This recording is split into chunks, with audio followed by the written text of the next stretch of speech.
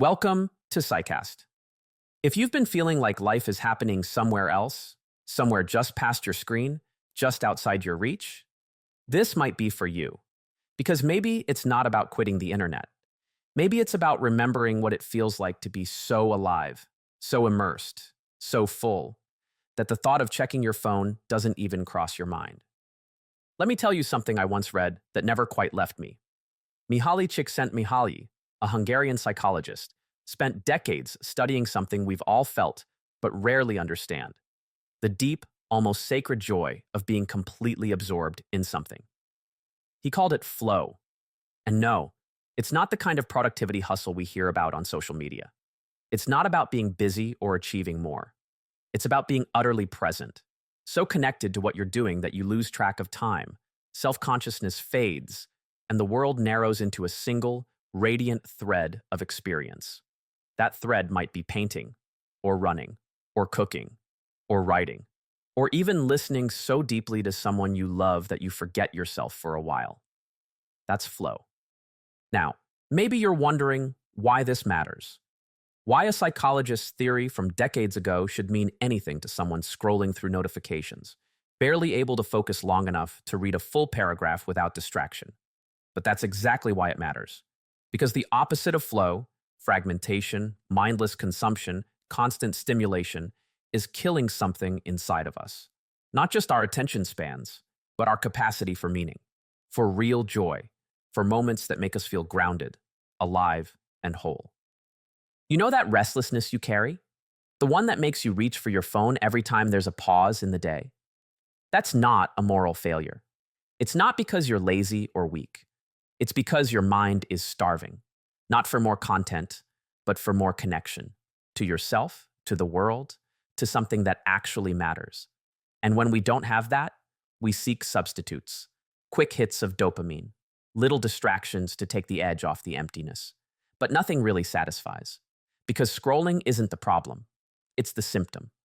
Csikszentmihalyi discovered that people who experience flow regularly, not just in extreme sports or elite professions, but in ordinary, everyday activities, tend to report higher levels of fulfillment, clarity, and purpose. Not because their lives are easier, but because they are more present in them. Flow gives life texture, depth, a kind of quiet dignity that doesn't scream for attention, but holds you still. And maybe that's what we've forgotten how to do. Be still in what we love long enough for it to hold us back. But here's the thing.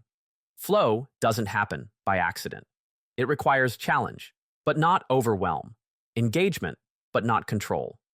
You need just enough difficulty to pull you in, but not so much that it shuts you down. And most importantly, you need to care. You can't fake your way into flow. It begins with choosing something real, something that stirs you, something you do not for applause, but because it stirs your soul in ways you can't explain. That's where it begins, not with a detox from technology, but with a reconnection to what makes you feel alive.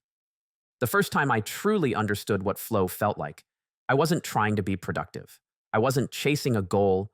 I was just there, writing alone in a quiet room. Hours passed like minutes. I forgot to eat. I forgot to check my phone. I wasn't even thinking about myself.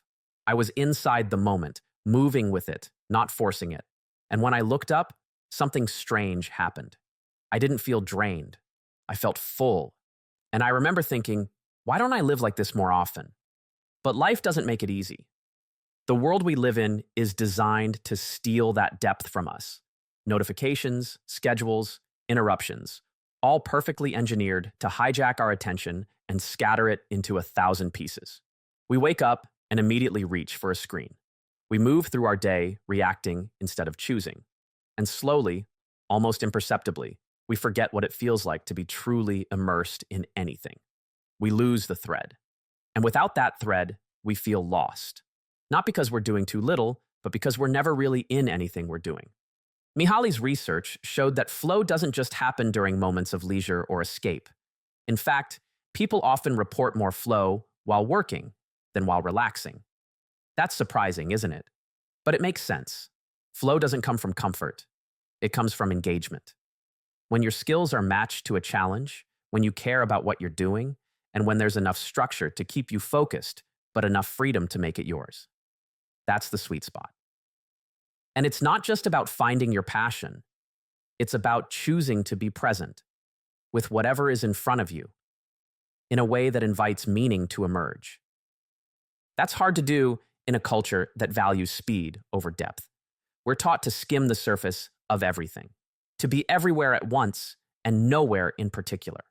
But here's something I want to tell you gently, because it matters.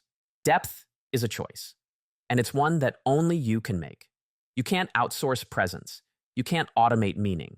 You have to return to it again and again, like prayer, like breath, like a promise you make to yourself every morning. I will be here for my life. I will not miss it while trying to document it. And maybe that's the quiet tragedy of our time. Not that we're too distracted to enjoy life, but that we've become so accustomed to distraction. We've stopped looking for joy in the places it actually lives. We look for it in the highlight reel, in the validation, in the performance of happiness. But real joy isn't performative. It doesn't need witnesses. It's quiet.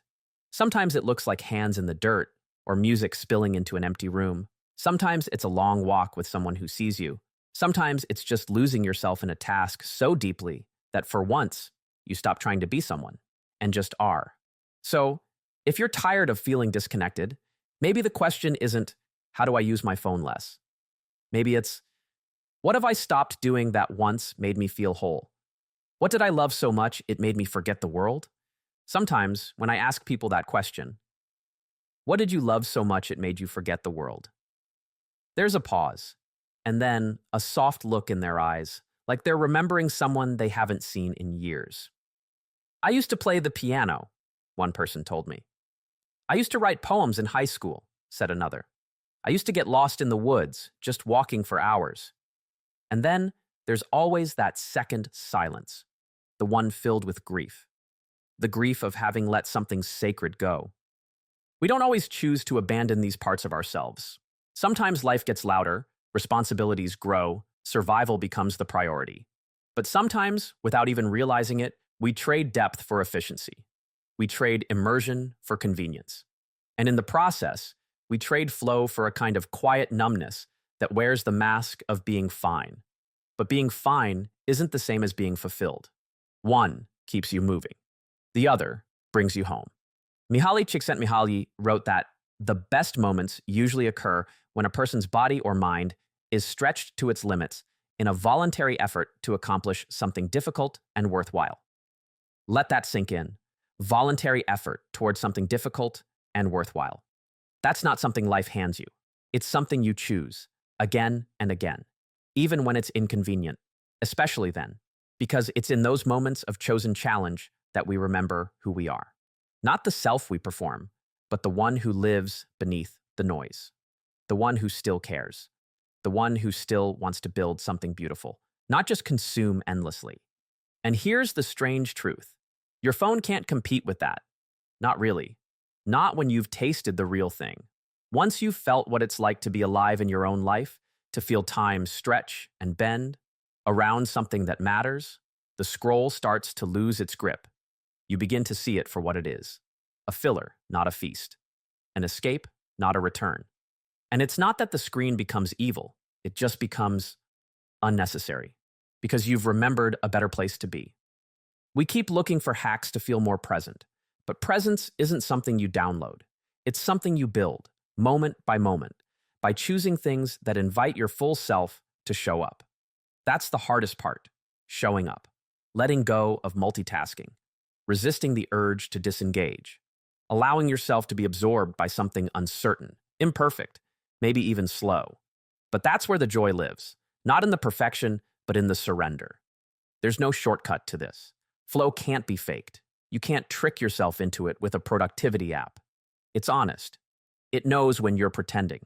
It waits for the real you, the curious one, the passionate one, the one who still aches to create or learn or grow. And that version of you is still in there. Maybe quiet, maybe tired, but waiting. Always waiting for you to return. There's a moment, subtle but unmistakable, when you realize that something inside you has come back online. You were painting or gardening or fixing an old bike, Maybe you were just having an unhurried conversation. And suddenly, without planning it, you notice you're not thinking about the next thing. You're not reaching for distraction. You're inside the thing. The minutes feel different. Time stops moving the way it usually does. That's not just peace. That's presence. And it's not reserved for monks or artists or philosophers. It's available to anyone who's willing to give themselves fully to the task at hand. The philosopher Simone Weil once wrote, "Attention is the rarest and purest form of generosity." I think about that often, because in a world that constantly tries to pull us away from the moment we're in, choosing to stay, choosing to pay attention, is an act of rebellion, a form of devotion, and not just to the task or the person in front of you, but to your own aliveness.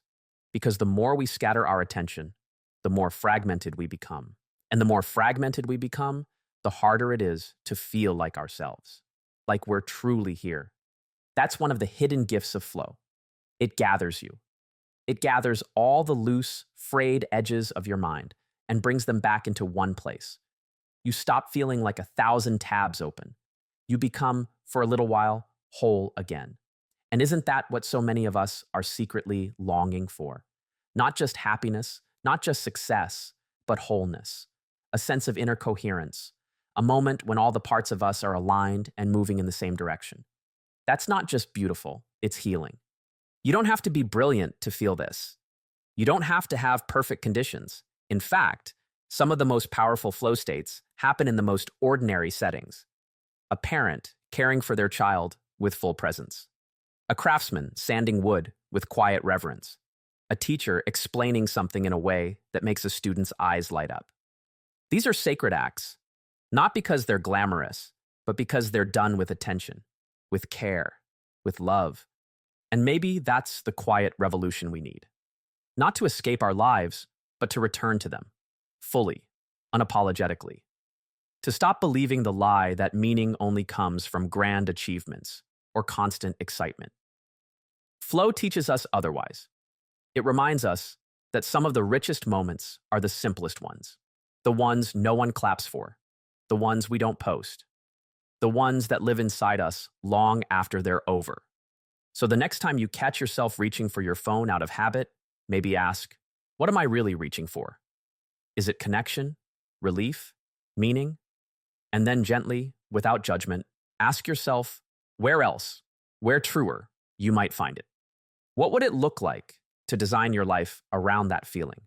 Not around productivity, not around status, but around that quiet, inner yes. The one that hums beneath the surface when you're doing something that brings you back to yourself. That's what flow invites us to consider.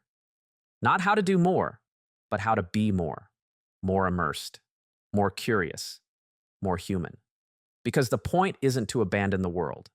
It's to be in it differently, not pulled apart by everything, but pulled into what matters. Maybe that means waking up a little earlier to write before the noise begins. Maybe it means saying no to something you don't really care about, so you can say yes to something that stirs you.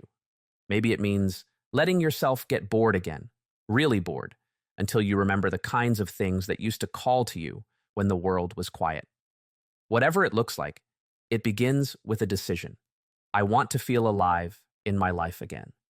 That decision is not dramatic. It's subtle. It shows up in the way you stir your coffee, the way you listen without checking your notifications, the way you give your full attention to something without needing it to be perfect or productive.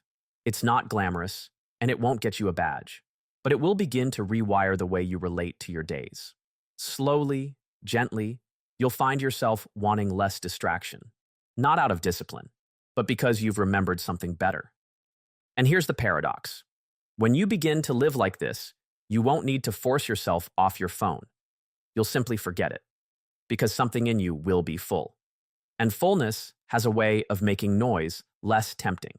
You'll start to notice beauty again, not the kind that begs for attention, but the kind that waits patiently for someone to be still enough to see it. A conversation that lingers. A tree you pass every day but never really looked at. The way music can fill a room like light. We don't need to abandon technology. We just need to stop outsourcing our aliveness to it. Our joy, our focus, our worth. That was never its job. That's ours. And the more we return to the tasks, the people, the spaces that invite our full presence, the more we reclaim what no algorithm can replace, the felt sense of being here, of being whole, of being inside our one precious, unrepeatable life. So no, you don't need to check your phone right now. You don't need another notification to tell you what matters. Maybe all you need is this simple, quiet question. What would bring me alive today? And then let that be enough.